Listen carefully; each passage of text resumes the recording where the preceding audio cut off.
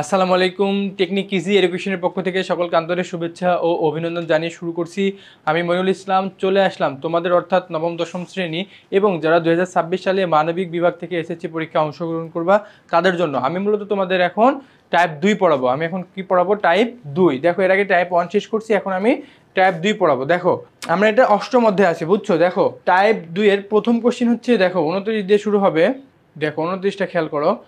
বলছে যে আলীবর্দী খানের কনিষ্ঠ কন্যার নাম কি ছিল। দেখো বলছে আলীবর্দী খানের কনিষ্ঠ কন্যার নাম কি ছিল, বলছে আমেনা বেগম। ঠিক আছে, আলীবর্দী খানের দেখো নামের সঙ্গে মিল আছে। আলীবর্দী খানের কনিষ্ঠ পুত্রের নাম ছিল হচ্ছে আমেনা বেগম। ঠিক আছে, এরপরে 30 নম্বর দেখো, কত সালে আলীবর্দী খানের মৃত্যু হয়। বলছে কত সালে আলীবর্দী খানের মৃত্যু। আমরা জানি আলীবর্দী খানের মৃত্যু হচ্ছে পলাশী যুদ্ধের শুরুর 1 বছর আগে। তাহলে পলাশীর যুদ্ধ শুরু হয় 1757 সালে, আর তাহলে আলীবর্দী খানের মৃত্যু হচ্ছে 1756 সালে। ঠিক আছে, 1756 সালে। এরপর 31 নম্বরটা দেখো, বলছে আলীবর্দী খানের সাথে সিরাজউদ্দৌলার কি ধরনের সম্পর্ক ছিল।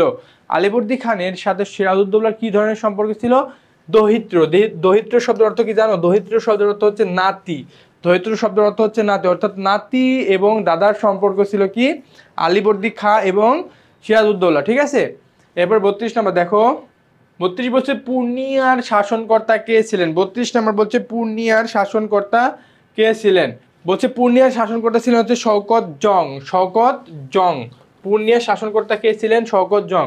এরপর 33 নম্বর দেখো, বলছে আলীনগর সন্ধিতে নবাব সিরাজউদ্দৌলার সম্মতির অন্যতম কারণ কোনটি। 33 নম্বর দেখো, বলছে যে আলীনগর সন্ধিতে নবাব সিরাজউদ্দৌলার সম্মতির অন্যতম কারণ কোনটি? রাজ্যের অভ্যন্তরীণ ষড়যন্ত্র। কি? রাজ্যের অভ্যন্তরীণ ষড়যন্ত্রই হচ্ছে কি আলীনগর সন্ধিতে সিরাজউদ্দৌলার সম্মতির এটাই কারণ ছিল। ঠিক আছে, ওকে। দেখো 34 নম্বর একটু ফলো করো। 34 বলছে যে পলাশীর যুদ্ধ কত সালে সংগঠিত হয়। আমরা জানি পলাশীর যুদ্ধ সংগঠিত হয় 1757 সালের 23 জুন। তাহলে 1757 সালের 23 জুন কোথায় আছে? কয় নাই, ক্ষয় 22 জুন। এই যে গ হচ্ছে 1757 সালের 23 জুন, তাহলে আমাদের আনসার হচ্ছে গ।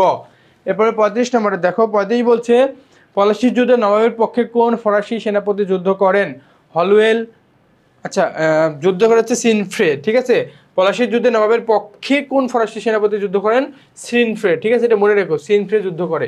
ওকে, 36 নম্বরটা দেখো। 36 নম্বর বলছে পলাশীর যুদ্ধে নবাব সিরাজের পরাজয়ের অন্যতম কারণ কি। দেখো, আমরা সবাই জানি মির্জাফরের বিশ্বাসঘাতকতার কারণে পলাশীর যুদ্ধে নবাব সিরাজউদ্দৌলা পরাজিত হয়েছিল। ঠিক আছে, তাহলে 36-এর আনসার হচ্ছে খ। এরপর 37 দেখো, বলছে পলাশীর যুদ্ধে নবাবের পতনের পর সিংহাসনে বসেছিলেন। বলছে 37 বলছে যেহেতু মীর জাফর বিশ্বাসঘাতক করছিল করে কি পলাশীর যুদ্ধে নবাব সিরাজউদ্দৌলাকে পরাজিত করছিল, তাহলে কি পরাজিত করার তার একমাত্র লক্ষ্য ছিল কি? পলাশীর যুদ্ধে নবাবের পতনের পর সিংহাসনে বসবে। এই জন্য কি হবে বলতো? মীর জাফর। কে বসছিল? 37-এর আনসার হচ্ছে ঘ, মীর জাফর বসছিল। ওকে, এরপরে 38 দেখো, বলছে পলাশীর যুদ্ধের ফলে প্রকৃত ক্ষমতা কার হাতে ছিল। দেখো, বলছে পলাশীর যুদ্ধের ফলে প্রকৃত ক্ষমতা ছিল হচ্ছে রবার্ট ক্লাইভের হাতে। কার হাতে ছিল? রবার্ট ক্লাইভের হাতে। প্রকৃত ক্ষমতা ছিল হচ্ছে রবার্ট ক্লাইভের হাতে। এরপর 39 নম্বর দেখো, 39 বলছে সাফওয়ান নূর তার বাবার রেখে যাওয়া সম্পত্তি তার নিকট আত্মীয়দের বিরোধিতা ও ষড়যন্ত্রের কারণে হারাতে বাধ্য হয়। এখন সাফওয়ান নূরের সাথে ইতিহাসের কোন ব্যক্তির মিল রয়েছে। দেখো, সিরাজউদ্দৌলার সঙ্গে মিল রয়েছে। কারণ বলতো সিরাজউদ্দৌলা কি বাবার রেখে যাওয়া সম্পত্তি তার নিকট আত্মীয়দের বিরোধিতা ষড়যন্ত্র। সিরাজউদ্দৌলা কি মীর জাফরের বিশ্বাসঘাতকতার ফলে তার সম্পত্তি হারায়, ঠিক তেমনই কি এই উদ্দীপকে সাফওয়ানত সেই সম্পত্তি হারায়। তাহলে মিল রয়েছে হচ্ছে সিরাজউদ্দৌলার সাথে। ঠিক আছে, এরপরে দেখো 40 নম্বর। 40 বলছে 1740 থেকে 1756 সাল পর্যন্ত আলীবর্দী খান নবাব ছিলেন। বলছি কোথাকার নবাব ছিলেন? 1740 থেকে 1756 সাল পর্যন্ত কোথাকার নবাব ছিলেন? বাংলার। হ্যাঁ, তিনি বাংলার নবাব ছিলেন। এরপর হচ্ছে বিহারের। হ্যাঁ, বিহারের নবাব ছিলেন। এরপর হচ্ছে উড়িষ্যার। হ্যাঁ, উড়িষ্যারও নবাব ছিলেন। তাহলে আনসার হচ্ছে 1, 2 এবং তিনোটাই আনসার হচ্ছে। তাহলে আমাদের আনসার হচ্ছে ঘ। ঠিক আছে, 40-এর আনসার হচ্ছে ঘ। 40-এর আনসার কি বলতো? ঘ। এই যে ঘ। এরপর হচ্ছে 41 বলছে নবাব আলীবর্দী খানের অন্যতম কৃতিত্ব হচ্ছে। বলছে কি নবাব আলীবর্দী খানের অন্যতম কৃতিত্ব হচ্ছে কি? দেখো, অন্যতম কৃতিত্ব হচ্ছে মারাঠা দমন, ইংরেজ বণিকদের নিয়ন্ত্রণ, না ইংরেজ বিতাড়ন। নবাব আলীবর্দী খানের অন্যতম কৃতিত্ব কি? মারাঠা দমন, ইংরেজ বণিকদের নিয়ন্ত্রণ, না ইংরেজ বিতাড়ন করেন না, তিনি হচ্ছে মারাঠা দমন এবং ইংরেজ বণিকদের নিয়ন্ত্রণ করেন। তাহলে হচ্ছে 1 ও 2 কোথায় আছে? ক। তাহলে আমাদের অ্যান্সার হচ্ছে ক, 1 ও 2। এরপর 42 নম্বরে দেখো, 42 বলছে নবাব সিরাজউদ্দৌলার সকল পদক্ষেপ ছিল, দেখো 42 নম্বর বলছে নবাব সিরাজউদ্দৌলার সকল ধরনের সকল পদক্ষেপ ছিল কি, এক ইংরেজরা একচেটিয়া ব্যবসায় অধিকার পায়, হ্যাঁ ইংরেজরা একচেটিয়া ব্যবসার অধিকার পায়। 2 নম্বর হচ্ছে মীর জাফর বাংলার সিংহাসনে বসে, হ্যাঁ মীর জাফর বাংলার সিংহাসনে বসে 42 নম্বর। এরপর হচ্ছে ফরাসিরা বাংলা থেকে কি বিদায় নেয়, হ্যাঁ 1 2 3টা, এটারও আনসার 1 2 3, ঠিক আছে। এরপরে 43 নম্বর দেখো 43 বলছে নবাব সিরাজউদ্দৌলার সকল পদক্ষেপ ছিল, 43 বলছে নবাব সিরাজউদ্দৌলার সকল পদক্ষেপ কি ছিল, দেশ ও জনগণের বিরুদ্ধে, দেশ ও জনগণের বিরুদ্ধে, এরপর দেশ ও জনগণের স্বার্থে, এবং হচ্ছে ইংরেজদের স্বার্থ বিরোধী। দেখো কি বলছে নবাব সিরাজউদ্দৌলার সকল পদক্ষেপ ছিল, দেখো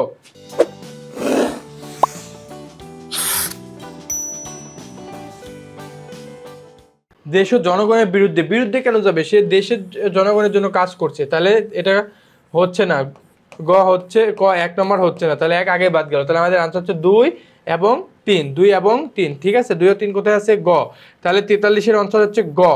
এরপর 44 দেখো 44 নম্বর হচ্ছে 44 বলছে অভিযাত্রা বাংলার শেষ স্বাধীন নবাবের বিরুদ্ধে ষড়যন্ত্র করেছিল, কারা অভিযাত্রা বাংলার শেষ স্বাধীন নবাবের বিরুদ্ধে ষড়যন্ত্র করেছিল, এখন স্বার্থ উদ্ধারের জন্য, কি জন্য ষড়যন্ত্র করেছিল, দেখো বলছে স্বার্থ উদ্ধারের জন্য, নিজেদের সম্মান রক্ষা বাড়াতে, নবাবী দখল করতে, দেখো স্বার্থ উদ্ধারের জন্য কোনোদিন অভিযাত্রা বাংলার শেষ স্বাধীন নবাবের বিরুদ্ধে ষড়যন্ত্র করেনি, এটা ভুল, তাহলে আমাদের হচ্ছে 2 ও 3, নিজেদের সম্মান রক্ষা বাড়াতে, নবাবী দখল করতে, ঠিক আছে।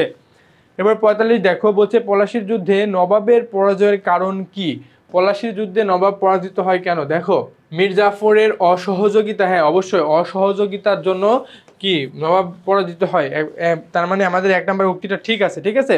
মীর জাফরের অসহযোগিতা, নবাবের অদূরদর্শিতা, শত্রুপক্ষের একতা, বলছে পলাশির যুদ্ধে নবাবের পরাজয়ের কারণ কি, দেখো এটা মীর জাফরের অসহযোগিতা, এটা ভুল, ঠিক আছে। এরপর দেখো নবাবের অদূরদর্শিতা, হ্যাঁ, তারপর শত্রুপক্ষের একাত্মতা, আনসার হচ্ছে 2 ও 3, ঠিক আছে আনসার হচ্ছে 2 ও 3, 45-এর হচ্ছে 2 ও 3। এবার 46 দেখো বলছে পলাশির যুদ্ধে নবাবের পতনের কারণ কি, পলাশির যুদ্ধে নবাবের পতনের কারণ, নবাবের শত্রুপক্ষ ছিল ঐক্যবদ্ধ এবং রণকৌশলে উন্নত, বলছে পলাশির যুদ্ধে নবাবের পতনের কারণটা কি, দেখো বলছে নবাবের শত্রুপক্ষ ছিল ঐক্যবদ্ধ এবং রণকৌশলে উন্নত, রবার্ট ক্লাইভ ছিল দূরদর্শী, সূক্ষ্ম ও বুদ্ধি সম্পন্ন সেনাপতি, মীর জাফরের ষড়যন্ত্রের কথা জেনেও তার উপর নির্ভর করা, তার উপর কি নির্ভর করা, তাহলে 46-এর আনসার হচ্ছে 3টাই, পলাশির যুদ্ধে নবাবের পতনের কারণ এগুলো, নবাবের শত্রুপক্ষ ছিল ঐক্যবদ্ধ এবং রণকৌশলের উন্নত, রবার্ট ক্লাইভ ছিল দূরদর্শী, সূক্ষ্ম কূটবুদ্ধি সম্পন্ন সেনাপতি, মীর জাফরের ষড়যন্ত্রের কথা জেনেও তার উপর নির্ভর করা, এই 3টাই, ঠিক আছে 1 2 3।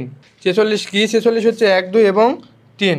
এরপর দেখো আমরা 47-এ যাবো, দেখো 47 নাম্বারটা খেয়াল করো, বলছে পলাশির যুদ্ধে নবাবের পরাজয়ের কারণ কি, পলাশির যুদ্ধে নবাবের পরাজয়ের কারণ নবাবের অদূরদর্শিতা, দেখো 47 নাম্বারটা সেম কোশ্চেন, সেনাপতির বিশ্বাসঘাতকতা, বিপক্ষ শক্তির কূটকৌশল, এই 3টার ফলে পলাশির যুদ্ধে নবাবের সিরাজউদ্দৌলা পরাজয় ঘটে।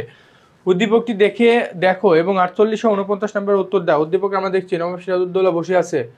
48 নম্বর দেখো বলছে ছবি ব্যক্তির সাথে তোমার পাঠ্য বইয়ের কোন যুদ্ধ জড়িত, দেখো আমরা জানি এটা হচ্ছে 48 পলাশির যুদ্ধ, কারণ নবাব সিরাজউদ্দৌলার ছবি আমরা বইয়ে দেখতে পাচ্ছি, তাহলে নবাব সিরাজউদ্দৌলা কি যুদ্ধের সঙ্গে যুক্ত ছিল, পলাশির যুদ্ধের সঙ্গে যুক্ত ছিল, ঠিক আছে, তাহলে 48-এর আনসার হচ্ছে ক।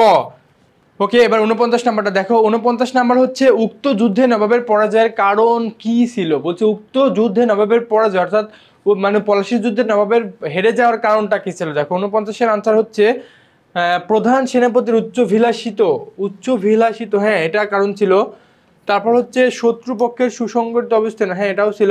আত্মীয় স্বজনের ক্ষমতা লিপ্সা, হ্যাঁ মানে তার আত্মীয় স্বজন চাইতো যে নবাব যদি পরাজয় হয়ে যায় তাহলে আমরা সিংহাসনে বসে যাবো, এই জন্য তাহলে 3টায়, তাহলে 49 হচ্ছে 1 2 এবং 3, ঠিক আছে। এরপরে 50 নাম্বার দেখো, 50 বলছে মিস্টার আলম তার সম্পত্তির মালিকানা শুধু এক দরিদ্রকে দিলে তার অন্যান্য সন্তানেরা ক্ষুব্ধ হয়ে ষড়যন্ত্রে লিপ্ত হয়, দেখো বলছে ফলে সম্পত্তি প্রাপ্ত ব্যক্তিটি মালিকানা হারিয়ে অসহায় হয়ে পড়ে, আবার উদ্দীপকটি পড়ো, দেখো বলছে মিস্টার আলম তার সম্পত্তির মালিকানা শুধু এক দরিদ্রকে দিলে তার অন্যান্য সন্তানেরা ক্ষুব্ধ হয়ে ষড়যন্ত্রে লিপ্ত হয়, ফলে সম্পত্তির প্রাপ্ত ব্যক্তিটি মালিকানা হারিয়ে অসহায় হয়ে পড়ে। এখন 50 নম্বর হচ্ছে উদ্দীপকের যারা ষড়যন্ত্রে লিপ্ত ছিল।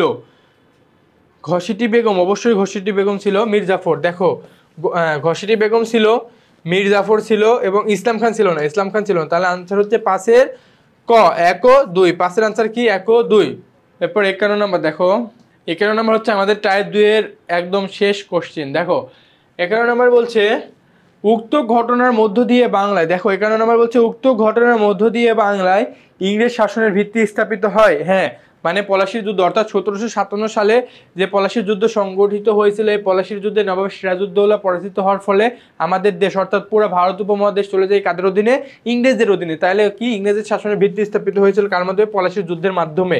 এরপর ইংরেজ শাসন ব্যবস্থা শক্তিশালী হয়ে ওঠে। হ্যাঁ অবশ্যই, কারণ ইংরেজদের একচেটিয়া 200 বছর কি শাসন করছে, 1757 থেকে 1947 সাল পর্যন্ত, ঠিক আছে। এরপর দেখো ষড়যন্ত্রকারীদের আশা আকাঙ্ক্ষা পূর্ণ হয়। তাহলে আমরা দেখছি তিনোটাই মিলে যাচ্ছে, ঠিক আছে, তিনোটাই আমাদের আনসার। তাহলে তিনোটা হচ্ছে 1, 2 এবং 3, ঠিক আছে। আমাদের টাইপ 2 শেষ। ওকে, ঠিক আছে, আমাদের টাইপ 2 শেষ। আমরা টাইপ 3 নিয়ে নতুন একটা ভিডিওতে তোমাদের সঙ্গে দেখা হচ্ছে। সে পর্যন্ত ভালো থাকো, সুস্থ থাকো, আল্লাহ হাফেজ।